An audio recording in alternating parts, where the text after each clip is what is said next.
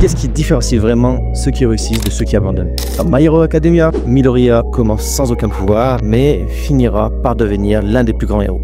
Aujourd'hui, je vais vous révéler comment sa mentalité a changé et a transformé sa propre vie. Je me souviens encore de la première fois que j'ai vu Midoriya pleurer devant son écran d'ordinateur, regardant cette vidéo d'All-Might encore et encore. Un moment qui résonne en chacun d'entre nous, qui avons déjà ressenti que nos rêves étaient hors de portée. Mais ce qui s'est passé ensuite défie toute logique. Enfin, plus ou moins, c'est ce qu'on pourrait penser. En réalité, la transformation de Midoriya suit exactement ce que la science nous apprend sur le développement du potentiel humain. Midoriya faisait exactement ce qu'il fallait.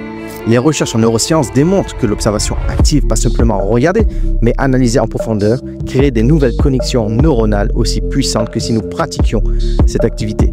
C'est ce que l'on appelle l'apprentissage par observation, et les études le démontrent bien car on a un bénéfice de plus de 60% de performance dans un domaine donné. Mais Midoriya ne s'est pas arrêté à l'observation. Quand l'opportunité s'est présentée, il était prêt à passer à l'action. Et c'est là qu'on passe à l'étape 2, l'engagement total dans sa transformation. Donc ça se passe sur la plage de Dagobah, 10 mois d'entraînement intensif. Chaque jour, qu'il pleuve, qu'il vente, Midoriya déplace des déchets de plus en plus lourds. Cette scène illustre parfaitement ce que les psychologues appellent l'engagement total, un état où chaque action est alignée avec un objectif précis. Le docteur Anderson Erickson, dans ses recherches sur l'expertise, a découvert que ce type d'entraînement délibéré est 400% plus efficace qu'un entraînement standard. Pourquoi? Parce qu'il combine 3 éléments essentiels. Un objectif clair et mesurable, donc qui est de nettoyer la plage, un feedback immédiat, une supervision de Mike, donc un mentor, et une progression constante, de petits déchets à des gros déchets jusqu'au réfrigérateur. Comment vous pouvez appliquer cette mentalité de croissance dans votre vie? Voici une méthode en 3 étapes que j'ai appelée le mode plus ultra.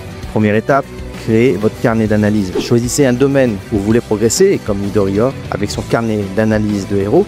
Documentez-le, analysez les succès des experts dans ce domaine.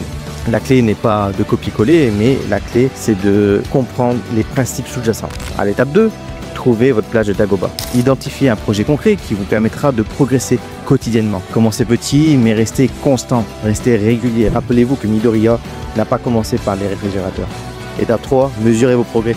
Tout comme Midoriya est passé de 5% à 20% de son pouvoir, établissez des jalons clairs et mesurables. Célébrez chaque petit progrès, mais gardez toujours en vue votre objectif final. La véritable leçon de Midoriya n'est pas d'avoir reçu un pouvoir, c'est qu'il s'était préparé à le recevoir. Comme le dit All Might, les vrais héros sont ceux qui continuent d'essayer même quand il semble qu'il n'y a aucun espoir. Dans la prochaine vidéo, nous allons explorer un autre personnage qui incarne parfaitement cette mentalité de croissance, Naruto Uzumaki. Comment un ninja rejeté de son village est devenu l'un des plus grands Hokage de l'histoire. Un parcours qui nous montre que la persévérance peut surpasser le talent naturel.